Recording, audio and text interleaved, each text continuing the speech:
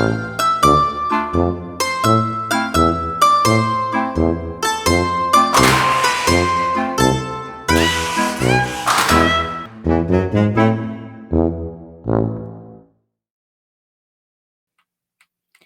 everyone. I'm Carrie, and welcome to Dimwit Criminals.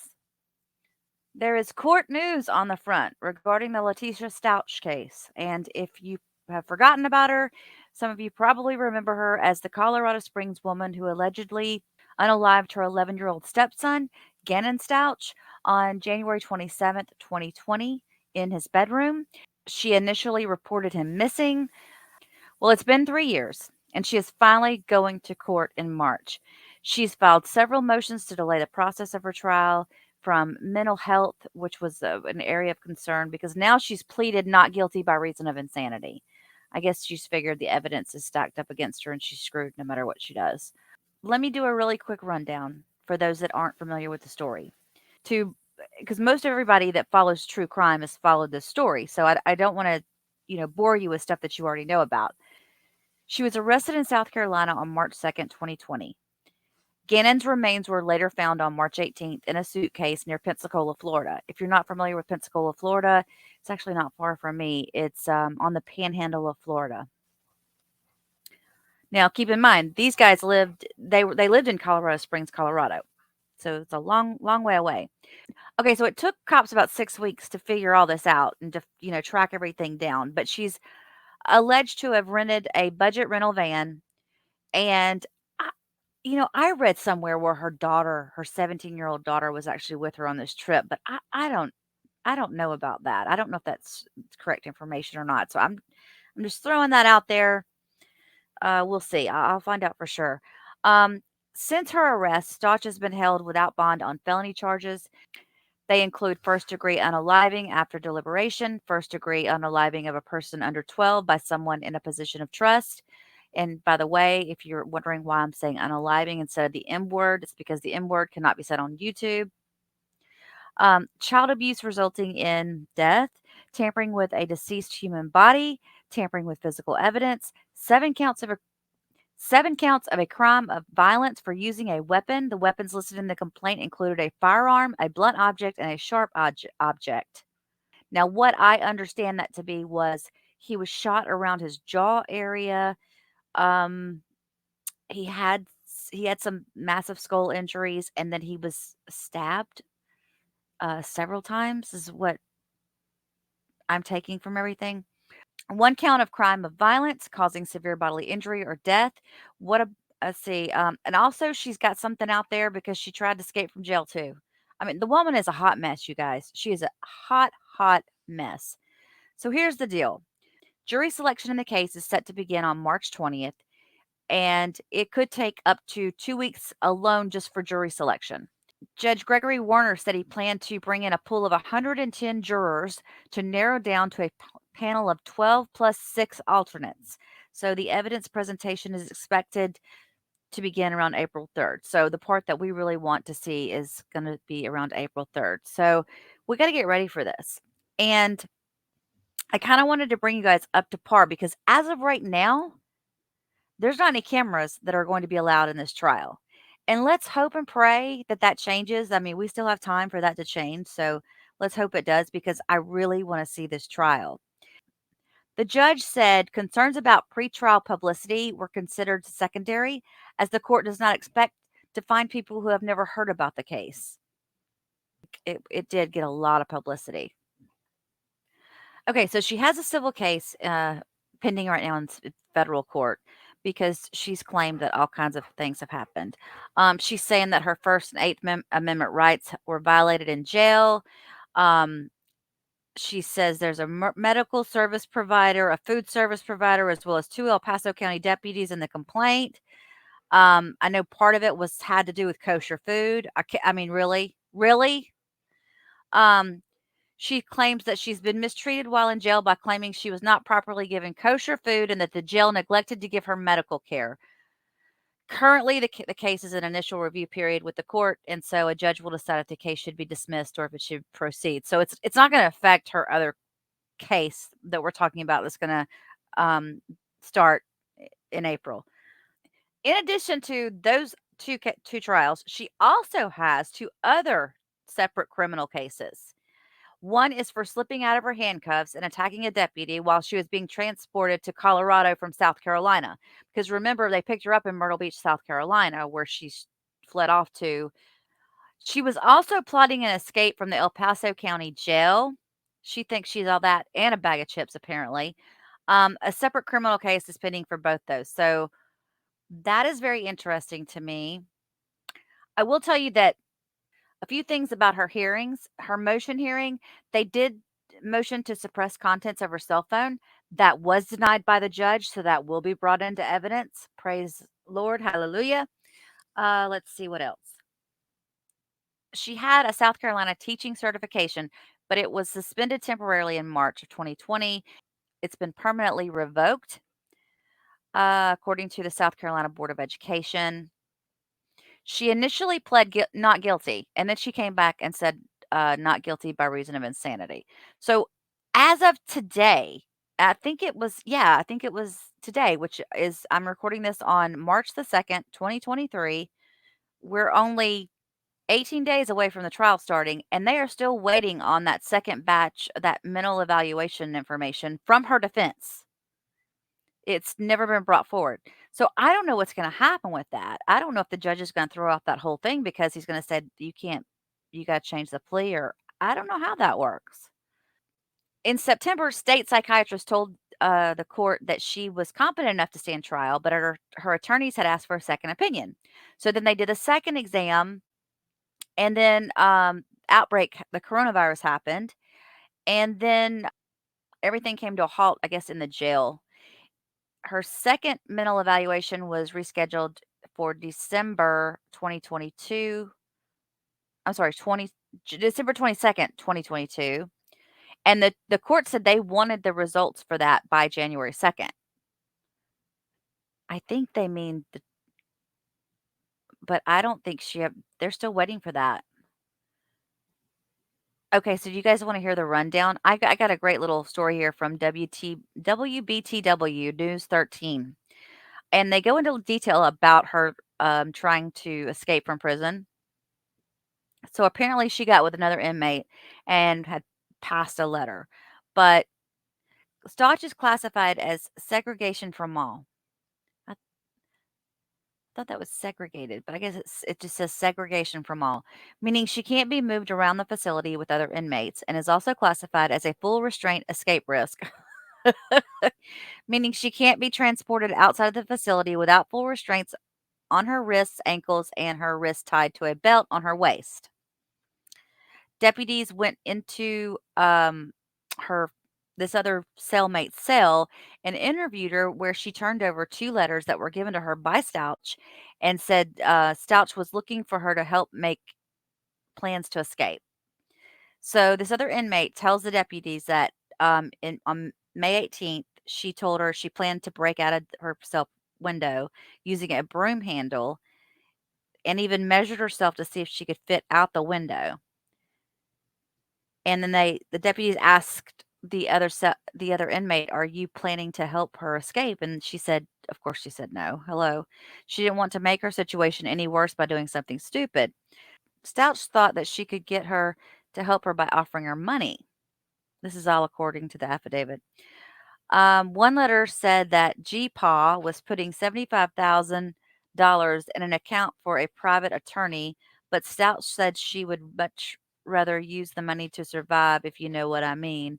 And you have my word to make sure we are MIA. I got us covered.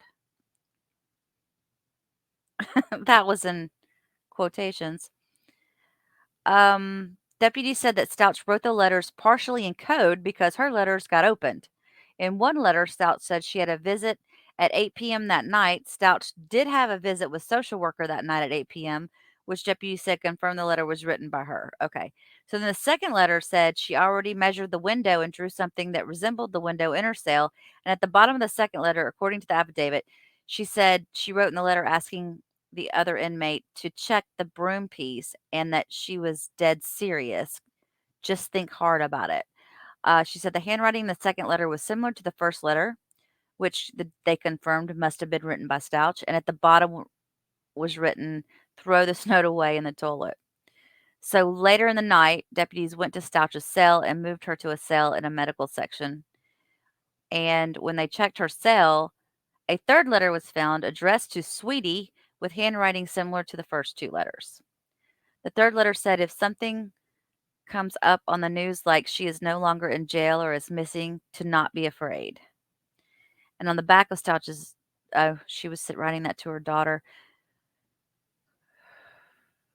Let's see, on May 19th, they placed the three letters into evidence locker to be preserved until they could permanently enter it into evidence. So that's where that's going. So they were ready to set the trial date for her, but now this in August of 2022, they were ready to set the trial date for her. Her defense came back, filed a motion for a second sanity examination. And Stauch's defense attorneys challenged the state's sanity examination that took months to complete. So this would be the third one, apparently. So the judge is giving the defense 3 weeks to see if the state hospital will have a bed for Stauch to get a second sanitary evaluation by an outside psychiatrist. He also wants to clarify the law of when to set the trial date after a sanity evaluation is complete. And he said that this was different because it is a sanity examination rather than a competency evaluation. Interesting. And this evaluation will be an interview, and it must be recorded in audio and video, and it's got to be provided to the prosecution once it's finished. Well, I mean, she could just act insane. I don't understand how they can prove. What is she going to do? Like, yes, I'm totally insane. I'm insane. I'm an idiot. I'm insane. Her attorney said their psychiatrists would take 30 days to have the results from the second insanity evaluation if approved by the state hospital. The judge reminded Stouch that anything she says or does in the second evaluation could be used at a future hearing. When they met this past week in late February of 2023, there was no discussion about a potential change of venue. So that's off the table. And I think that brings you all up to date on everything. I may do a small little documentary on this because it's very interesting. It's just such an interesting case because of all the things that happened with it. I remember when it went. It doesn't seem like it's been 3 years. It's been almost 3 years. Or technically, yeah, since he went missing, because he went missing on in January. So it's been over 3 years now. And he's such an adorable little boy. So adorable. I was looking on his mom's Facebook page earlier today when I was getting all this stuff prepared, and she's very religious.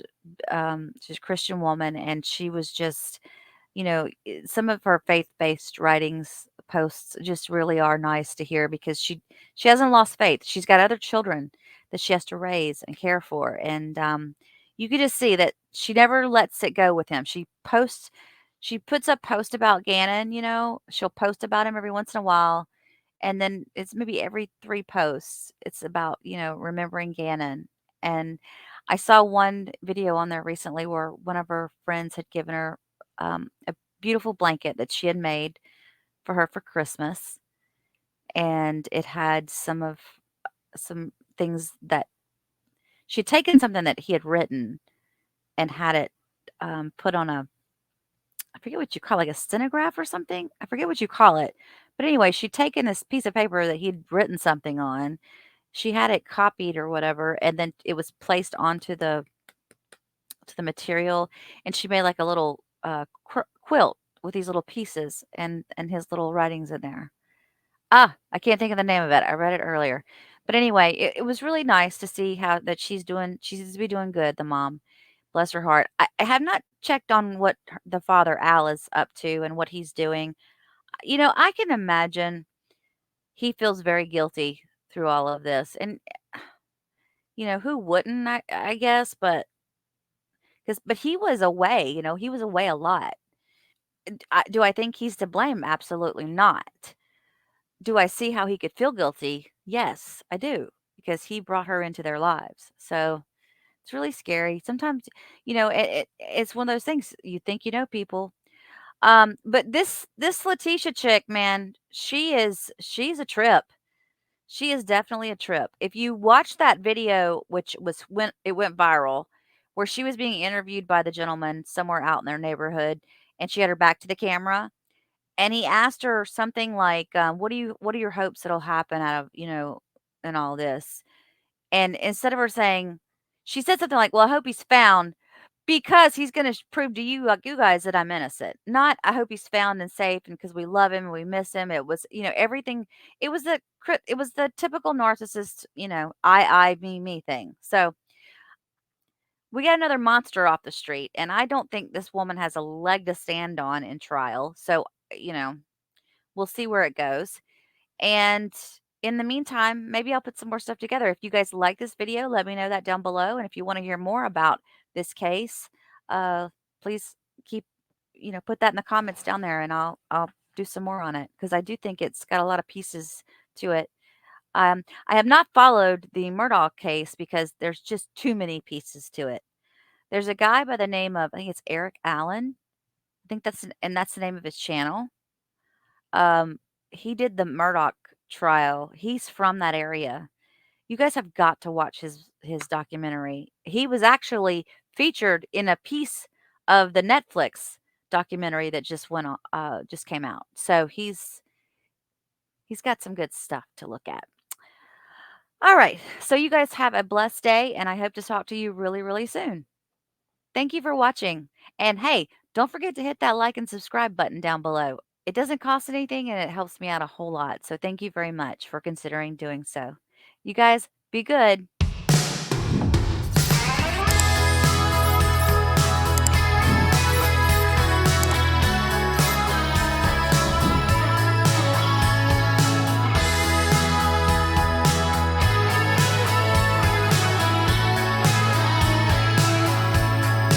Someday you'll rise and come into a field of view,